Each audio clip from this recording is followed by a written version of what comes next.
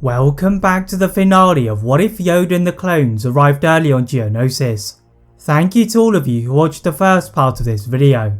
To recap what happened in the episode in the event you haven't seen it, Yoda's early arrival on Geonosis had enabled Mace Windu to kill General Grievous, and for Dooku to be arrested.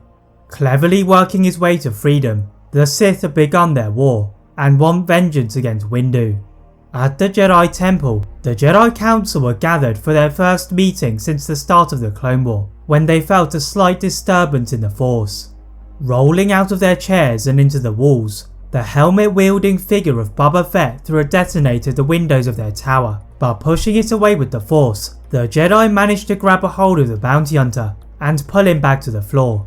Windu was immediately aware that this was the son of Jango Fett, wanting vengeance for his father, and interrogating him for information on his connections with Dooku. He was met by resistance, before admitting that Dooku had frequently been on Kamino during the initial stages of the cloning. As Boba Fett is dragged away by the temple guards, the Jedi run to one of their command centres, and there they see a recording of the body of General Grievous being reborn, clearly symbolising that Windu was the next target on the Separatist radar. The Jedi have been predictable in their moves thus far, but the information from Boba Fett could prove to be invaluable as they quickly move to Kamino, discreetly taking a squadron of Jedi interceptors to avoid the suspicions of the Sith. The Jedi soon split up to look for any clues of Dooku when Anakin peered into a secret room and saw the Kaminoans talking to Dooku. The Sith was ordering the cloners to lock down the facility for the arrival of his assassins, and Anakin quickly warned the other Jedi of the threat. When the transmission ended, Anakin quietly stunned the Kaminoans, and R2-D2 logged all of the previous conversations from the facility when Anakin heard the sound of clones dying.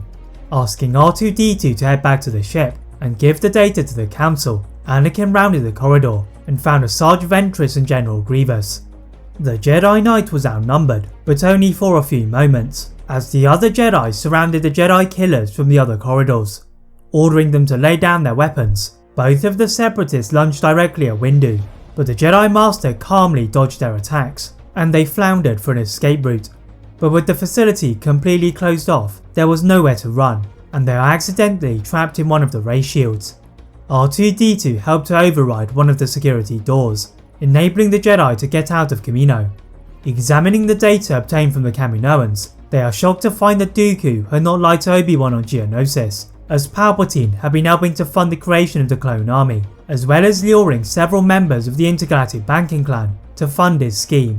The Jedi needed to act with caution according to Yoda, and starting by trying to gather enough senators to reduce Palpatine's powers, Senator Amidala proposes a bill that would alter the Reflex Amendment, meaning Palpatine would have to consult the rest of the Senate to take action on any attack.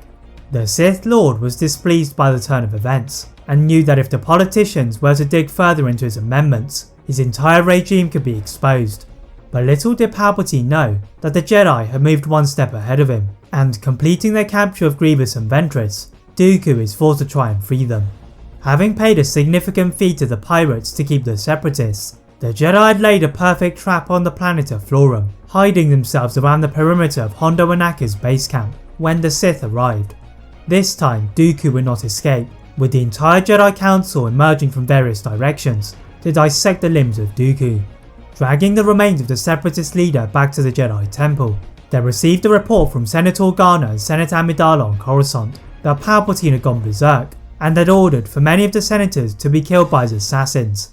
Anakin did not hesitate in leaping into his starfighter and making it back to Coruscant ahead of the other Jedi. He changed course for Padme's apartment, expecting one of the many bounty hunters to be waiting for him. It is in fact Palpatine, who used a lightning attack to send a current through his ship. Anakin and R2-D2 instinctively leap out, and lifting Anakin from the edge of death with his rocket boosters, R2-D2 welded the doors to Padme's apartment, whilst his master battled Palpatine. The Sith Lord had not expected such hostility from his close friend, and trying to convince him that the Jedi were the traitors, Anakin did not fall for the tricks of the Sith Lord. Before Palpatine could increase his power to kill Anakin, rather than test his powers, the other Jedi had surrounded him, and Windu eliminated the threat to his life by killing Palpatine.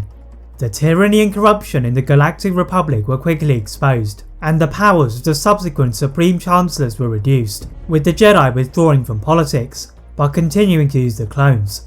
Yoda remained as the Grandmaster of the Order, until Anakin was ready to take the Jedi in a different direction. That is it for What If Yoda and the clones arrived early on Geonosis. If you enjoyed this What If, please like this video, turn on that notification bell, click that subscribe button on this channel, as well as on my other channel What If Films. And as always, leave a comment on what if you'd all like to see next, and how I can improve my videos. Thank you all very much for watching, and see you next time.